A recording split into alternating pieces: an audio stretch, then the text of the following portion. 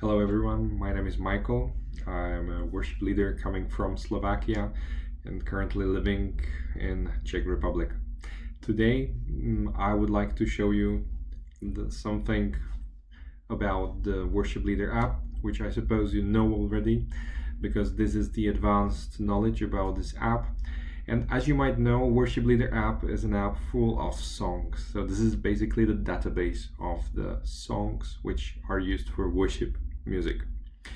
Now, the question is, where do these songs come from and how can we edit these songs? So these are the things that I would like to show you something about, and I would like to focus more about these things. First things first, this is the main let's say the main site of the Worship Leader app, which I'm sure you're familiar with.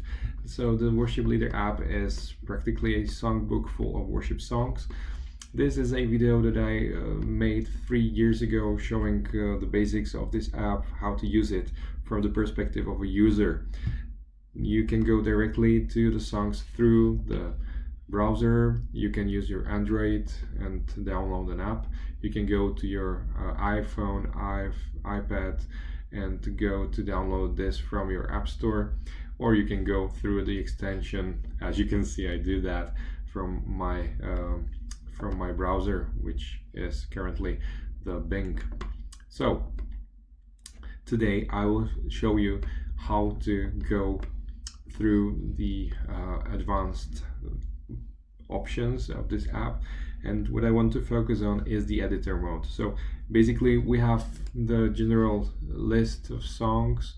Well, today I will show you how to edit, for instance, this song. So you're familiar with this. Look, this is the basic app.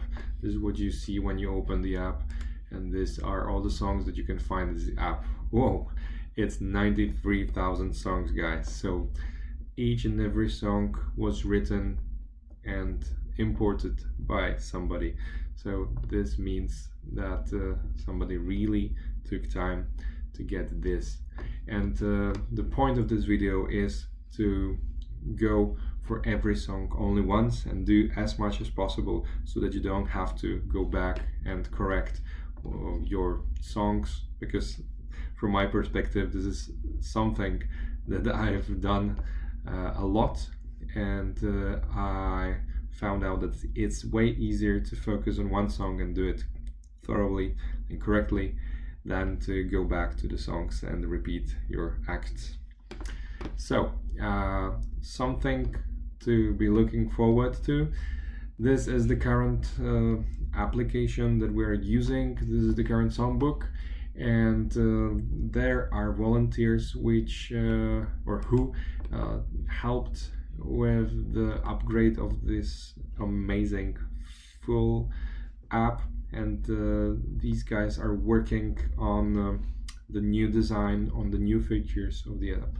So this is basically the same app as I was showing before, but this time it's with the better design. So nothing fancy, just the new design, which is modern and good looking. Now if you have a look at this one, now I'm showing you hopefully a close future, which is the brand new design of the app. You can see that this one is basically the same app, but it has some extra features which are very, very useful. Especially I love the presenting mode, which is really redesigned, and I love where this is going. What is very important is to understand that all these three pages which I showed you are the same app database. So they all contain the same songs, and it is very important to work on your version of the songs so that they're good enough and so that they can be used once the new design comes in. So today I would like to show you something about the editor mode. Now the editor mode is dedicated to those of you who are willing to edit the songs in the means of correcting or checking the words, the chords, some background about the song, and eventually adding some videos or recordings, etc. So this is basically for the worship leaders who are deeper into music, who understand the connections between the songs, and who are dedicated to upgrading these things. For me, I took this as a part of my service for my church or the church itself, so that so this is something that I can give to them, and this is something that will stay ongoing, hopefully, because you are editing thing, and once you open the song and you edit it correctly, it means that nobody else has to go and check your work, which is my main point. Today I'll show you how I do it, and I'll show you how to do it effectively, and how to do it so that your song has a potential to be used by anyone else to correct. Now, the first thing you need to understand is we go to the new website, which is editor.worshipleaderapp.com. So once you go to this app, I repeat, editor.worshipleaderapp.com. There, you just press enter, and this page. Now, this is the editor page. I have a group page. Now, click on your creative environment to the left one, so the way you can see the right one is where you can edit yourself. The top of the left part is we can actually search for the right title. You can sort the page, or you can just use the sorting method to know from search. So the search engine works just actually, you can go deeper into link, and you have some I would like to point out that there are icons that we're using. You can see them here. These help you to sort out what are these or add-ons that you enter into yours. So this icon somebody added playing with the video. This means the shielding has been added. This star means that your song is an original. Now, especially with the potential that you can actually add, which is the foundation of the other, you can link this original song to your, which is very powerful. For instance, using Race, which is one of the best known songs, and we'll see that there's almost 40 translations of this song. So once a song has this dot next to it, or sorry, it means that the song is in the language. That's the option of the language, so it's the same as to link the original song. So don't forget to do that. Remember, this song is your song. Now you can see sometimes it's the song or the chords. So these are common icons that helps me to sort out which version of the song is correct and which not. So once we've seen the search engine, now if you open the app, you don't have to give them edit laterally, you have to be here. So if you want to get editorial, add a special login, which you enter and get here. There's the login icon. So once you do, it's your access to the base, and then you are able to add new songs or edit the current songs. Most of these things are not translated, so I'm going to make it in English. I claim most of that is necessary. The reason is simple. There's no actual need to translate for these things, and usually there are a couple of people who are aware of the database for certain language, so there's no real need to translate for a few people. And this way, the English names are right. So as we extend the left part, now we go to the right part of the screen. The right part of the screen, you can see several columns. So you can see the text. You can see the song itself, which contains the lyrics of the song, syntax, and where you can see the song, which gives you information about the song. And you can see the files have access to more and more. So let's do this. We're going to show you the song. Show the song basic instructions. So the song, which I don't know if you work English. These are Grace. There are several songs, either in title or you can see there are several of the same song, Amazing Grace, and here is Amazing Grace. So some are probably the translation or the transcript song. So it's quite nice to also the songs. Actually, I always try now it's already included in the database. It's getting the same song. So we quickly. Actually, there are several versions of what you can have the power to mark which song is the translation of the correct transcript of the song, long and then delete the wrong ones. So this is very useful and helps to keep the app continuously. Now, let's do this. So firstly, let's say that we want to edit the song. So we're in editor mode. We found the song that we want to correct or edit. Let's start with what information are included in this editor mode. So firstly, the basic. We can see the language of the song. I want to point out it's very important to keep it to the language of the song. So in my case, I can edit songs in Czech, Polish, Slovak, and English versions. So these are the access to my database. So I can have use only these languages. That's logical because I didn't speak fluently enough in the other languages. Oops. Well, something happened. Sorry. Yo. So this is the language, so always choose the language of the song or check if the language of the song fits the language of the song. Now, the song title, I usually add the basic song title, and then I try to use also the alternative title based on what song I'm using. But in case of differentiating between the songs, I try to add the alternative title. So if you can see several versions of Amazing Grace, you see that this one is alternative title, I change the ground, which is the crystalline version. This one is clean, this has reasons to sing. So you can see that this works fine and it helps us to differentiate between various versions of the song. Now, when it comes to translations, it's very good to add this one. So this is basically the information about the original version of the song. So this version is already included in the database. I always recommend to give here link the song. You can see that there are several translations of this song. And when we go down, we can see the information about the song. So now I click to the new one. It will be more easy. So this is the original Amazing Grace, which was written by somebody else. Well, years ago. Okay, you can see some information about the song. So this is the song ID. Each and every song has its own number, so this is very important to understand when it comes to linking the other songs. You can either copy this and then you can just paste it into your search engine and you'll find the song by the number which is your engine. Or you can directly go in the app and check if the song is the one that you wanted. Now, in this little line, you can see how many times it was viewed by last weeks or months. You can also see who was the last one to edit the song or update the song, and you can even see who created the song. Now, if you're working alone, then you don't need the editor, or maybe it might be helpful for you. But basically, if you're working for in a team, this might be interesting for you, because once you check this box, it opens has several more checks, so you can check if you are completed with the song check or word check, code check, and other the song with very important. So if you're working in a team, if this helps you to work as a team, I recommend using this work if it works for you. I personally don't usually use this, but I can see that this is helpful tool for many. Now, when it comes to deletion, this is very important spot. Once you see the same version of this, or various versions of the same song, which are basically the same, or if they don't give any extra information, then I recommend deleting the song. You can mark which song is duplicate and just delete the whole song, and the song will appear red. So this is what I've done with one, so I've just the same words as with the songs. This is what I've written just a minute ago, and as you can see, it's in red. So I marked this one as deleted. So this is how it works. And then once it's marked as deleted, it will not be seen in the main app database. Alright, that's so much for basics. Now when it comes to song column, here you can see the big answer for the lyrics. So now how to keep it as simple as possible, there are several forms in which you can help. So this is the open song. I'll choose the one that you want to do. I'll just get through it. This is open song. If you're familiar with open song, just edit all your songs in open song. This is somehow weird because you firstly add the fix and then you just add the line with the chords, and somehow this is the song and it's I don't know. Then there's no. This is very simple chord trouble, or it's very just usually to end the chords into and use the rep and side chords the lyrics. Right. So I sometimes do this to check the words right. You have the text form. It's used some psalm or something like that. Then you have different forms. So you just choose your form, you copy your form and so forth. So this open the song form and the score goes for these. That's what I know to song. It's very important to mark if it doesn't get wrong too, the line is red. This is to show that you check it correct. So let's do that to find out the basics. Also, very important thing is, or two things, always need to save that. I've several times done something out according to the changes that I forgot to actually press this button that save changes. And the second thing you can have in your preview. So you can edit your song and at the same time you can see that also affects your preview. So I once was but now I'm found. I was blind. See, you can see this is what you see as the final of the song. Open the Worship Leader app. And that's changes. I have save changes.